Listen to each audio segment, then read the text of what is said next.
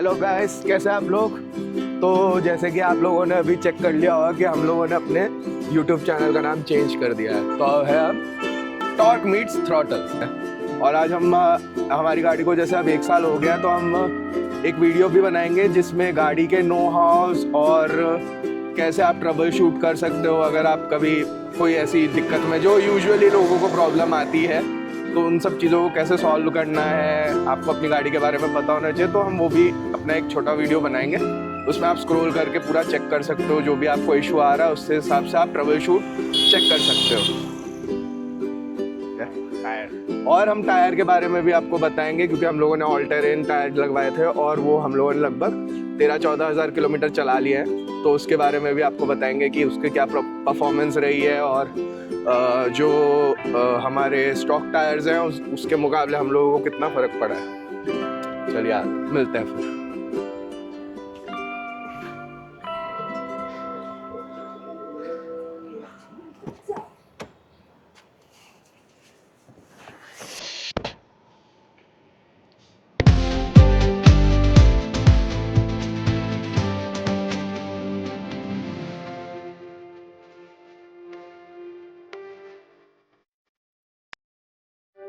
इसकी की है जो एम्पावर्ड में आती है, और ये आपको पता होना चाहिए कैसे खोलना है और इसकी बैटरी कैसे चेंज करनी है, ताकि क्योंकि इसकी बैटरी बहुत जल्दी जल्दी डाउन हो जाती है, तो आपको हमेशा पता रहना चाहिए कैसे चेंज करनी है। तो आप इसको रखेंगे और हम इसको, ठीक है। उसके बाद आप वैसे सिक्का ले सकते हैं बट हमारे पास अभी है नहीं, ठीक है। ये वाले इसमें डालना है स्लॉट में। ये इसकी बैटरी है CR2450, ये लगती है इसमें। ओके, वो खोल के रख, वो वाला भी देखते हैं।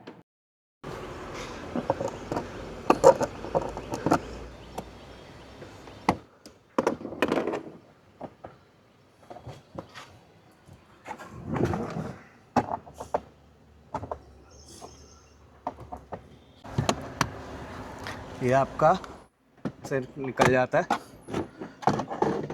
और ये आप चार्जिंग गन के हिसाब से इसमें लिखा भी हुआ है, तो ये आप केबल खींचोगे तो आपकी चार्जिंग गन हट जाएगी। और ये वाला आपके उसके लिए क्या बोलते हैं, अगर फ्लैप अटक जाता है तो। बट इसको खोलना भी मशक्कत ही है। हाँ, और इसमें ध्यान रखना, इसमें छोटे छोटे केबल्स भी हैं तो वो ना तोड़ना। हाँ। खुल तो गया, लगाने में ज़्यादा लग रहा है मेरे को।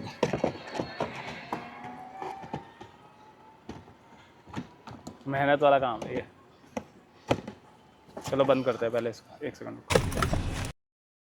तो ऐसे ये बंद हो गया अब आपका।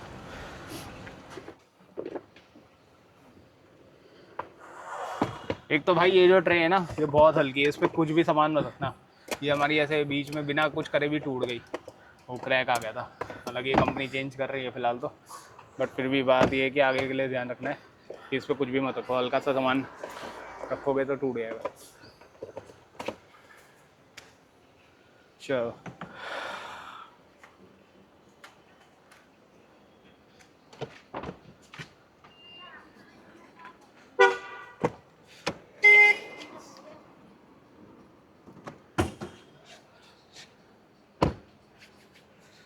जाते हैं आगे।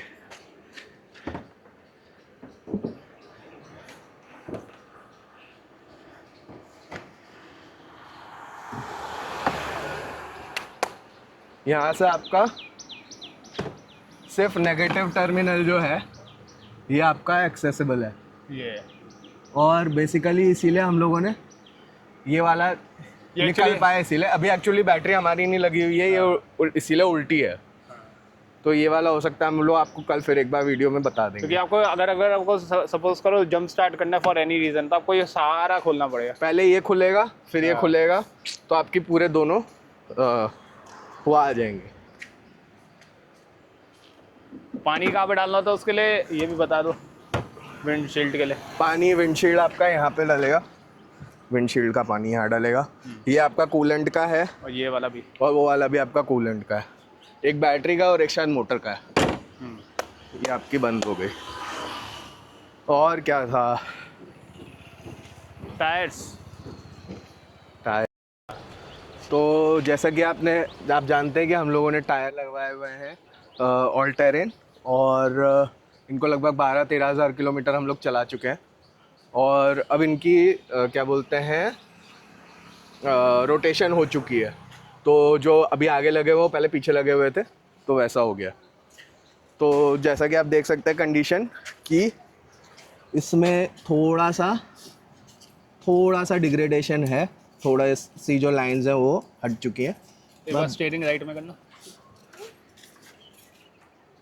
हेलो।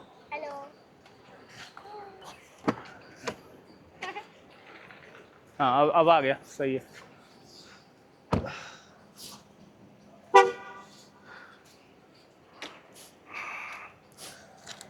दिखाओ।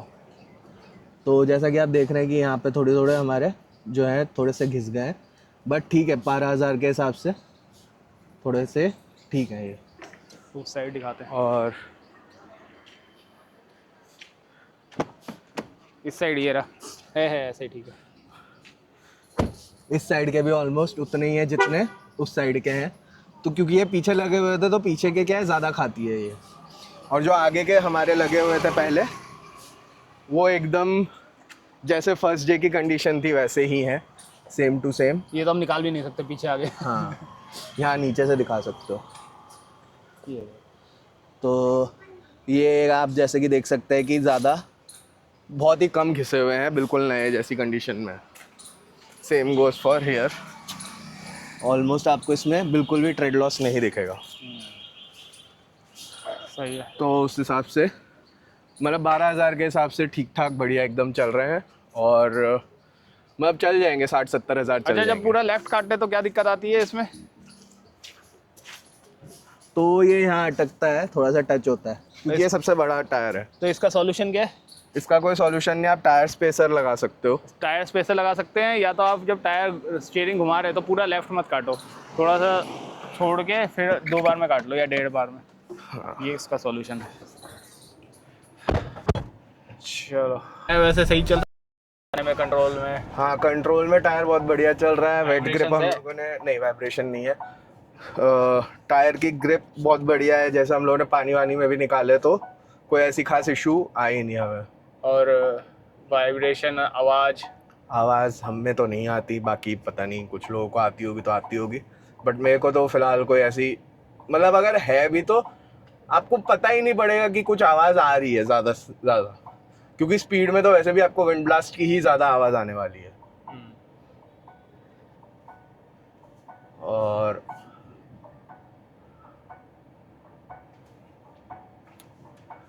जैसे इसमें काफ़ी लोग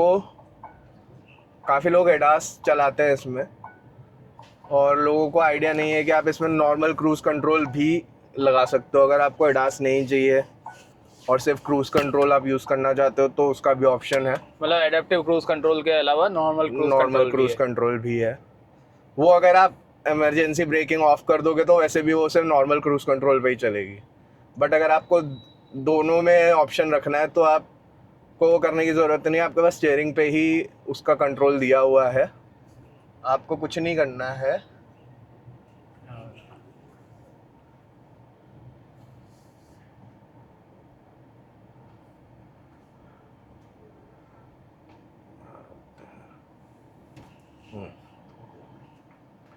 तो जैसे कि आप क्रूज़ कंट्रोल लगाते हो तो आपने ये दबाया और ये आपका आ गया, ये आपका अडाप्टिव क्रूज़ कंट्रोल।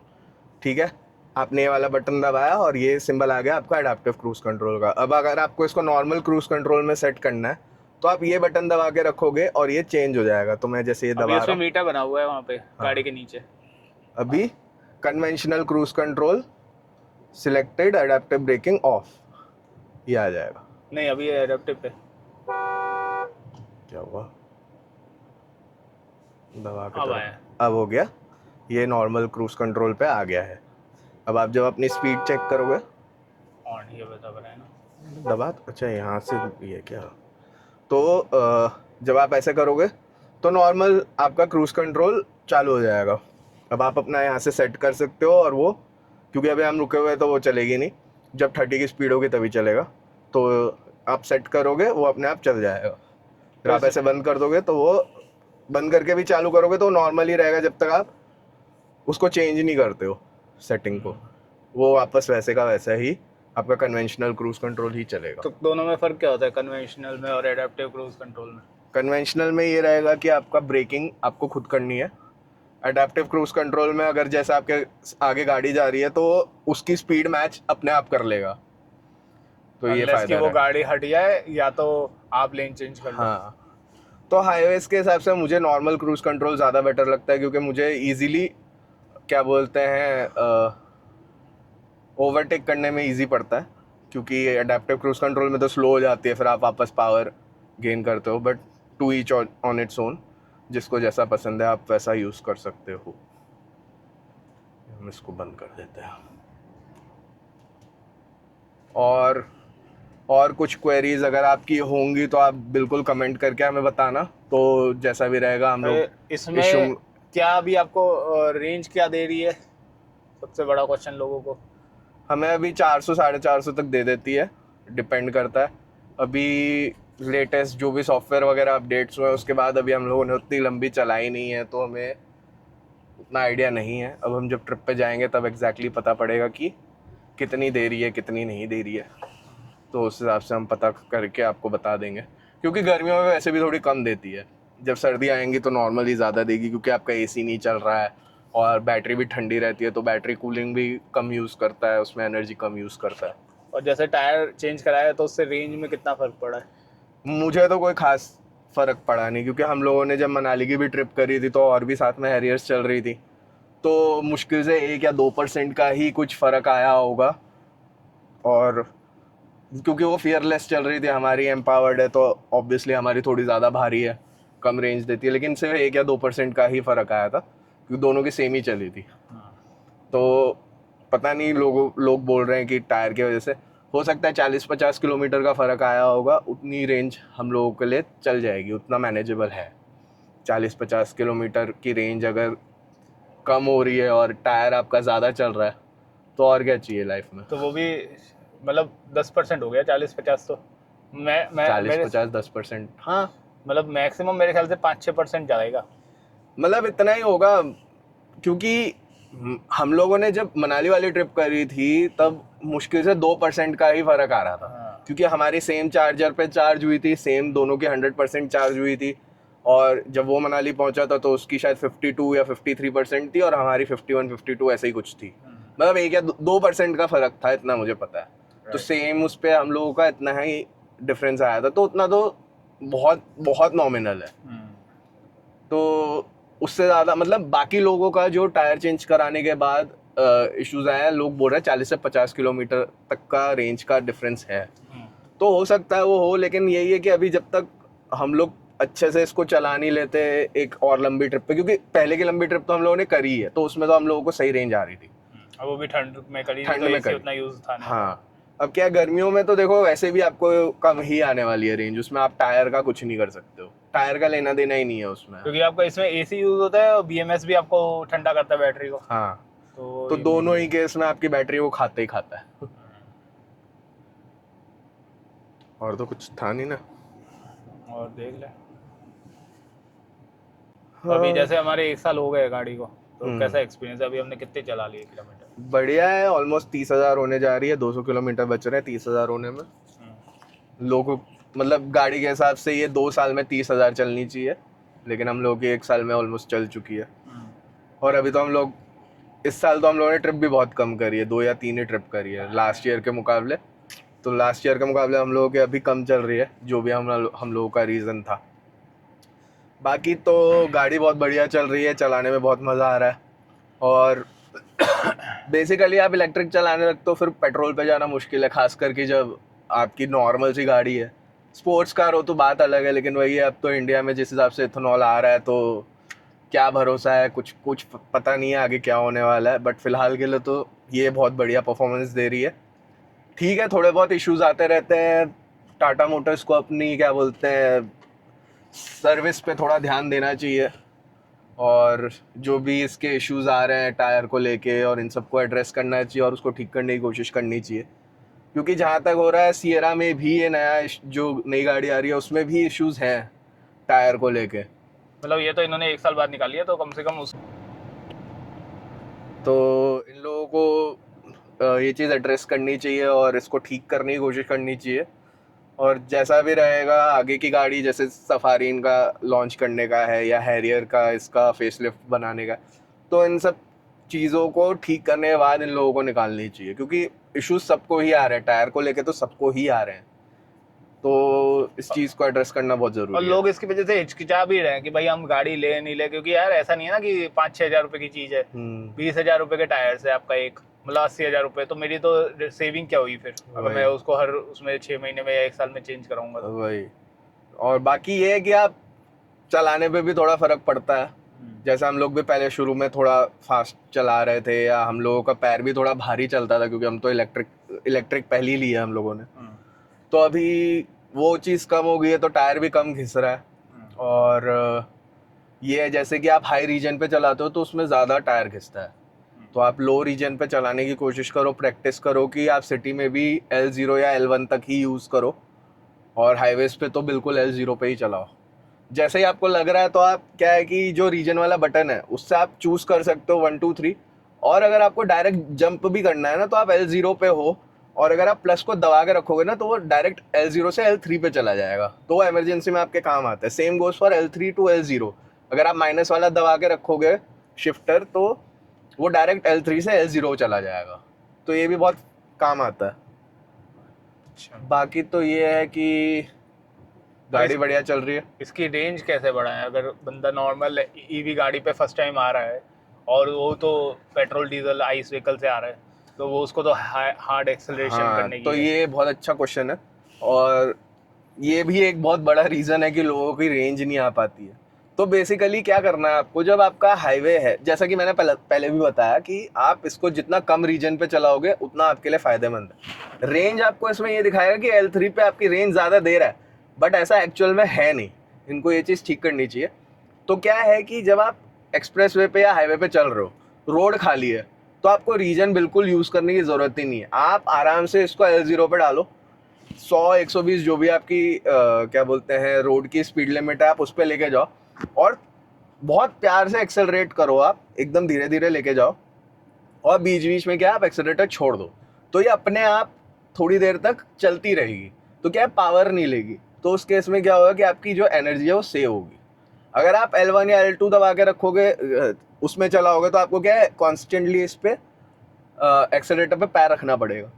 तो उससे क्या है, जब आप वो चीज़ नहीं करोगे तो कम एनर्जी लेगी। इसको हम कोस्टिंग बोलते हैं। तो जब आप कोस्टिंग करोगे ना तो आपको ज़्यादा रेंज मिलेगी, क्योंकि एनर्जी बेसिकली कंजर्व करेगी है। तो सिटी में भी तो कर सकते होंगे। सिटी में भी आप कर सकते हो। सिटी में भी आपको ये फ़ायदेमंद रहेगा कि आप अगर L1 या L0 पे चला रहे हो, थोड़ा रिस्की है, आपको थोड़ी प्रैक्टिस लगेगी, लेकिन जब आप एक बार उसको ट्रैफिक में इसको चलाना सीख गए ना, तो आपको ट्रैफिक में भी ऑलमोस्ट बढ़िया ही रेंज देगी ये L0 L1 पे। तो मैं आजकल उसी पे ही चलाता हूँ। और जैसा आप इस वाले पे देख सकते हो, अगर आप इस पे चलाओगे, हिस्टोग्राम पे। हाँ, तो आप बेसिकली इस पे क्या है कि आपको कोशिश करनी है कि आपका जो एक्सेलरेशन का जो ग्राफ आता है वो जितना हो ब्लू के एकदम पास रहे, और जितना स्मूथ वो चल सकता है Linear उसकी स्पाइकिंग, जिसमें। हाँ, तो उसमें ज़्यादा स्पाइक ना हो। तो इससे आपको पता पड़ जाएगा कि आपकी जो क्या बोलते हैं पैर है वो हैवी चल रहा है कि लाइट चल रहा है। तो यहाँ से आप प्रैक्टिस कर सकते हैं। यहाँ से आप प्रैक्टिस कर सकते क्योंकि जितना रेड के पास जा रहा है उतना आपका पावर ज्यादा यूज हो रहा है, और जितना नीचे है ये ब्लू लाइन के, हाँ। उतना मतलब आपका रीजन है। हो। जैसे तो आप डेमो देते हैं हम। ठीक है, अब मैंने एक्सेलरेटर पे पैर रखा, दबाया और छोड़ दिया। अब ये अपने आप इसने चलना स्टार्ट किया, ये देखो। तो ये इस पे ये अपने आप चल रही है। अब मैं थोड़ा सा एक्सेलरेटर बढ़ाया, स्पीड बढ़ाई, लेकिन देखोगे कि आप वो बहुत स्मूथली बढ़ रहा है। अगर मैं बहुत ज़्यादा तेज़ दबाऊंगा तो वो इतना स्पाइक आ जाएगा उस पर। तो ये आपको स्पाइक आने में जितना हो सके कम रखना है। जितना कम स्पाइक आएगा मतलब उतनी आपकी स्मूथ चल रही है, उतना स्मूथ एक्सेलरेशन आप दोगे। ये बेसिकली आप हर बार ऐसे नहीं चला सकते, ऑब्वियस सी बात है, लेकिन आपको जब इलेक्ट्रिक गाड़ी आप चला रहे हो आपको पता होना चाहिए कि रेंज किस हिसाब से बेस्ट निकालनी आनी चाहिए। बाकी आप इसको जब आपके पास पता है, आपके पास चार्जर्स हैं और सब है, तब आप इसको आराम से जितना भी स्पीड में चलाना है या जैसे भी आपको चलानी है आप चला सकते हो। बट ये है कि ये उन दिनों के लिए जब जब आपको पता है कि आपके चार्जर्स काम नहीं कर रहे हैं, तो आपको पता होना चाहिए कि कैसे रेंज बढ़ानी है हमें। तो ये सीन रहता है। और इसकी सर्विस कॉस्ट कितनी आ रही है फिलहाल? सर्विस कॉस्ट जो है QWD की ज़्यादा है RWD से, क्योंकि इसमें हर 30,000 पे हर 15,000 पे आपका ऑयल चेंज होता है फ्रंट मोटर का, तो इसीलिए उसमें थोड़ा ज़्यादा आ जाता है। हर 15,000 का था। हाँ ठीक है। तो हमारा जो है ना, अभी तक मैंने निकाला था, मैं आपको इसकी वो दिखा भी देता हूँ। हमने अभी जो 30,000 किलोमीटर पे जो हमने 5 सर्विस हो चुकी है हमारी 30,000 किलोमीटर पे, और हमारी जो टोटल कॉस्ट आई है पूरे साल भर की वो 30,000 ही आई है। आप एवरेज मान के चलो कि 1 रुपये पर किलोमीटर का आपका सर्विस कॉस्ट है। अब हमने 30,000 चला दी, हर कोई 30,000 नहीं चला रहा, हो सकता है किसी ने साल भर में 10,000 भी चलाई हो, तो उसको 10,000 ही आएंगे, आप मान के चलो रफली। तो वैसे जिन्होंने भी अभी तक ईवी गाड़ी लिया उन लोगों का बढ़ ही जाता है। हाँ, रनिंग तो 10 गुना बढ़ ही गई है। क्योंकि वही हो जाता है, आपको पता चलता है ये इसमें कि यार रनिंग कॉस्ट तो है ही नहीं इसमें, तो बंदा उसको चलाता ही है, और चलाने में भी खैर मजा आता है। तो मतलब रफली आपका 1 रुपये पर किलोमीटर का आपका सर्विस कॉस्ट है इसका, जो हमने निकाला था इसका। तो ये है चीज। ठीक है। और अब आगे का क्या प्लान है? आगे का प्लान वो आपको आगे पता पड़ जाएगा जब हम लोगों का प्लान रेडी हो जाएगा चलने के हिसाब से। तो अब लोगों को क्या करना है? तो लोगों को ये करना है कि आप लाइक करो, सब्सक्राइब करो, कमेंट भी करो, और वेट करो अब हमारी नेक्स्ट ट्रिप का। हम लोग कोशिश करेंगे बहुत अच्छा एक्सपीरियंस मिले। तो लोगों को ऑल्टरनेट टायर्स वैसे डलवाना चाहिए, क्योंकि बार बार मेरा वही बीच में क्वेश्चन कमेंट टायर को लेके ही आ जाता है, क्योंकि सबके क्वेश्चन आ ही जाते हैं। देखो ऐसा है कि आप ऑल टेरेन टायर तब डलाओ जब आपकी एक्चुअल में नीड है, जैसे हम लोगों की नीड है, क्योंकि हम इसको पहाड़ों पे कॉन्स्टेंटली लेके जाते हैं। और गुडियर में क्या है कि वो टायर इतना सॉफ्ट है और गर्मियों में वो फट भी रहा है। बहुत लोगों की कंप्लेंट आई थी कि ऐसे ही हाईवे पे चलते चलते फट जा रहा था, क्योंकि साइड वॉल उतनी उसकी स्ट्रेंथेंड नहीं है। तो उस हिसाब से हम लोगों ने ऑल्टरेन डलाए थे, और जैसे कि आपने देखा ही था हम लोग स्नो में भी लेके गए, सब जगह लेके गए, तो उस हिसाब से हम लोगों को नीड भी थी, क्योंकि वो टायर बहुत स्लिप करता है। इवन बारिशों में भी वो टायर बहुत स्लिप करेगा, तो आपको बहुत ध्यान से चलाएंगे। अब ये है कि ऑल टेरेन अगर आपकी नीड नहीं है तो आप दूसरे टायर यूज़ कर सकते हो, जैसे सीएट का ही है तो स्पोर्ट्स ड्राइव भी आता है, तो वो आपका हाईवे टायर है। और मिशलिन है, कॉन्टिनेंटल है। अभी तो मिशलिन ने नया टायर भी लॉन्च कर दिया है, और योकोहामा ने भी नया टायर लॉन्च कर दिया है। अब पता नहीं वो हमारे OEM साइज़ में है कि नहीं है, लेकिन आप देख सकते हो। और थोड़ा साइज़ करने में कोई इशू नहीं है, जैसे हमारा 245-55 है तो आप 255-55 भी डला सकते हो। और मैक्सिमम साइज़ जो हम लोगों ने डलाया हुआ है जो ऑल टेरेन का है वो है 255-60। ये आप टायर डला सकते हो विदाउट एनी मॉडिफिकेशन। अगर इससे बड़ा अगर टायर डलाना है तो आपको चीज़ मॉडिफाई करनी पड़ेगी, क्योंकि स्पेस नहीं है इससे ज़्यादा। तो ये मैक्सिमम साइज़ है। और अगर आपकी गाड़ी का अलाइनमेंट ठीक नहीं है तो इवन ऑल टेरेन टायर भी घिस जाएगा, उसमें कोई डाउट नहीं है। आप कितना ही अच्छा टायर डला लो वो घिस जाएगा। तो बेसिकली आपको गाड़ी का अलाइनमेंट ठीक रखना है और बैलेंसिंग सही रखनी है। और बाकी हम लोग तो जिस हिसाब से चला रहे हैं तो 12,000 में, जैसा कि हम लोगों ने आपको दिखाया, 12-13 हज़ार के हिसाब से जो डिग्रेडेशन है वो बहुत मिनिमल है, और उतना बहुत इजीली चल भी जाएगा, क्योंकि टायर में ग्रूव्स ज़्यादा है, तो इजीली वेट ग्रिप तो रहेगी ही रहेगी। एकदम टायर अगर ख़त्म भी होने वाला होगा ना, तब भी इसमें इतने ग्रूव्स हैं कि इजीली मतलब आपका वेट ग्रिप रहेगी, रोड पे ग्रिप रहेगी। हाँ, ये है कि पहाड़ पे आपको थोड़ी सी दिक्कत आ सकती है, तो उस केस में जब जाना होगा तब नए टायर्स डलवाए जा सकते हैं। बट ये टायर मुझे लग रहा है आराम से 70 से 80 हज़ार किलोमीटर मेरे चल जाने चाहिए। बाकी जैसा भी रहेगा हर माइलस्टोन पे हम आपको बताते रहेंगे कि कितना कितना क्या क्या चला है, अगर टायर चेंज होता है तो। बाकी ये है कि हम लोगों को तो अभी तक टायर में कोई इशू आया नहीं है जब से ये डला है उसके बाद से। हाँ, ये है अलाइनमेंट का जो भी इशू था वो जब तक रिजॉल्व नहीं होगा तो आप जितना भी टायर डलाते रहोगे वो खाती ही रहेगी। तो इसीलिए बेस्ट है कि जब भी आप सर्विस करा रहे हो तो अलाइनमेंट रिपोर्ट निकलवाओ हर बार, और अपने पास रखो और उनको बोलो कि भाई हमारी अलाइनमेंट सही नहीं हो रही है। और अपने टायर्स पे आप 5000 पे हर 5000 किलोमीटर्स पे ना एक ध्यान रखा करो कि चेक करते रहो कि उसका ट्रेड लॉस हो रहा है नहीं हो रहा है, कैसा अनइवन है इवन है। उस हिसाब से क्या है कि आपको पता रहेगा कि आपका, क्योंकि इसमें पीछे भी अलाइनमेंट होता है तो पीछे का अलाइनमेंट आपको पता नहीं पड़ेगा क्योंकि गाड़ी पुल नहीं करेगी आपको लेफ्ट राइट, वो आगे का अलाइनमेंट खराब होगा तो ही करेगी। तो बेसिकली जब आपका पीछे का अलाइनमेंट खराब है ना तो वो टायर घिसने पे ही आपको पता पड़ेगा। तो बेस्ट है, जैसे मैं तो जब भी मैं चला रहा होता हूँ तो हर दूसरी बार जब मैं गाड़ी में बैठता हूँ तो मैं एक बार पीछे का देख लेता हूँ कि भाई टायर घिस रहा है नहीं घिस रहा है या कितना घिस रहा है। तो उस हिसाब से मेरे को पता रहता है, क्योंकि अगर आप नॉर्मली अगर आप मॉनिटर कर रहे हो तो आपको पता पड़ जाएगा, आप आंखों से भी पता लगा लोगे कि ट्रेड लॉस हो रहा है या नहीं हो रहा। अदरवाइज क्या है कि आप उसका जो मीटर आता है वो भी ले सकते हो, टायर मीटर, टायर ट्रेड नापने का मीटर आता है वो भी ले सकते हो।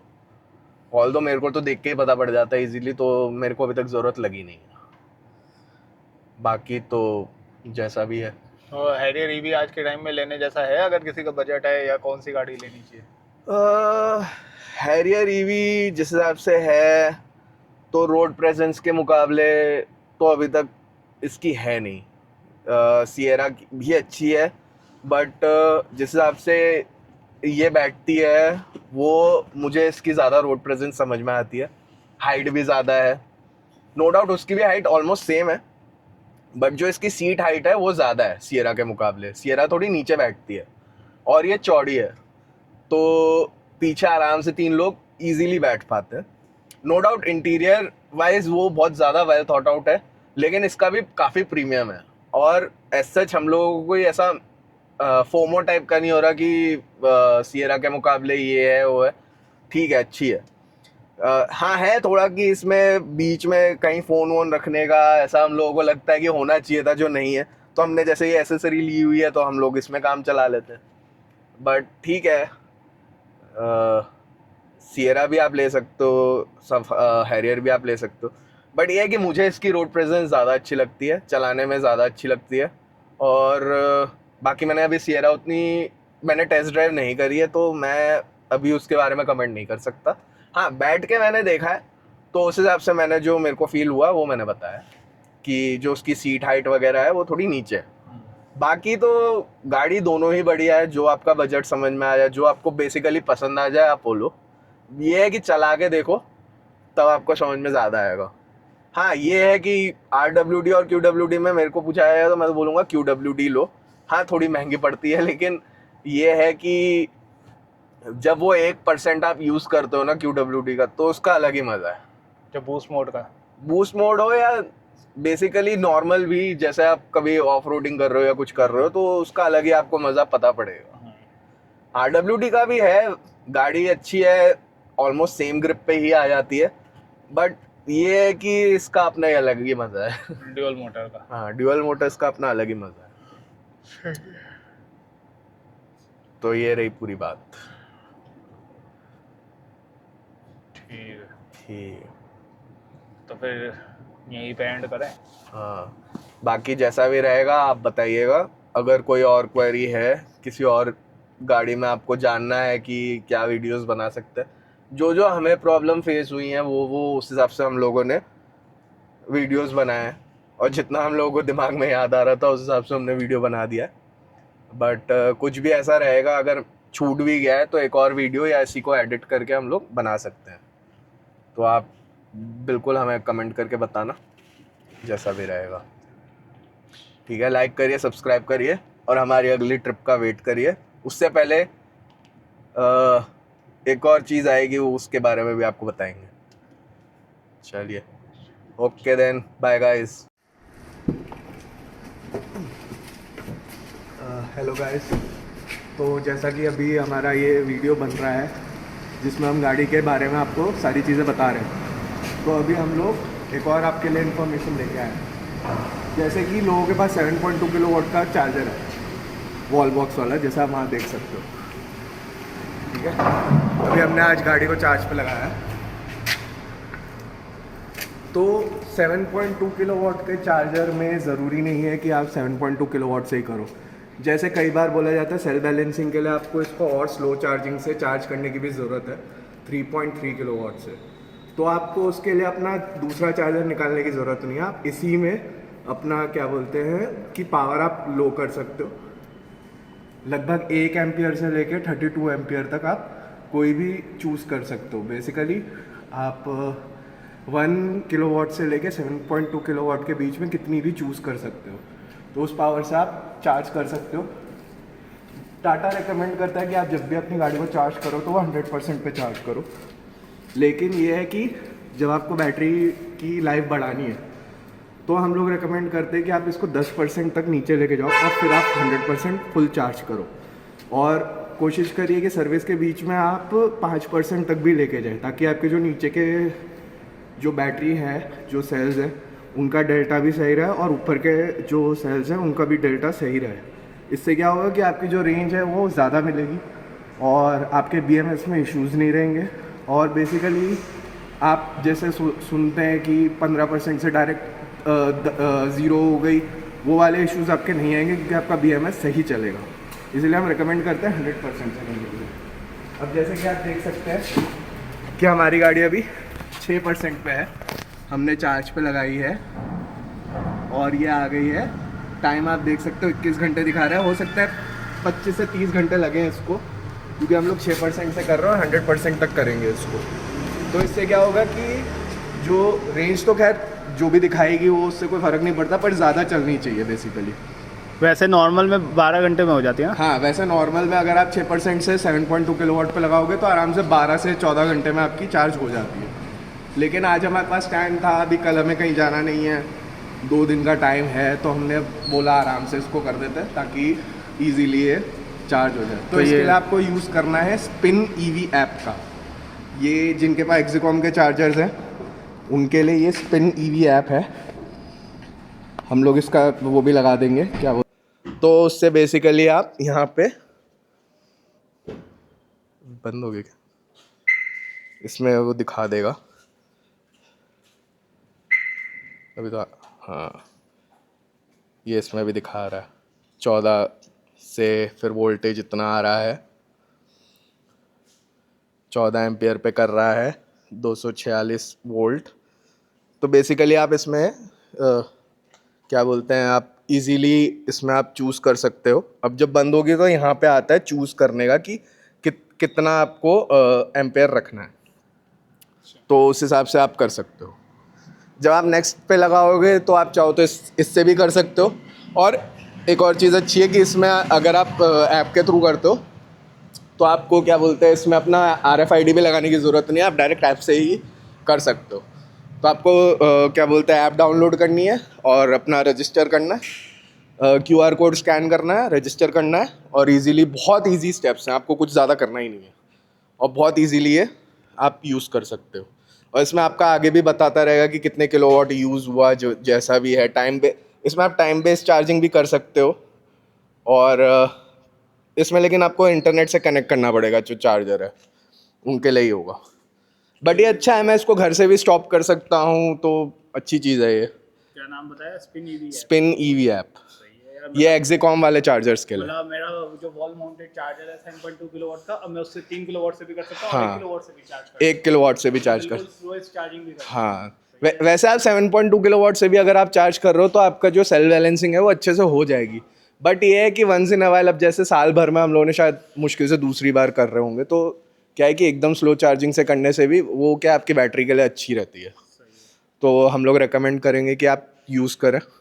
और इसके लिए आपको क्या है कि अलग से कोई एक्सटेंशन नहीं बनाना पड़ेगा या अपना दूसरा चार्जर नहीं निकालना पड़ेगा। यही वाला आपका इतना स्मार्ट चार्जर है कि इजीली आप इसी में जितना आपको ऊपर नीचे करना है आप कर सकते हो इजीली।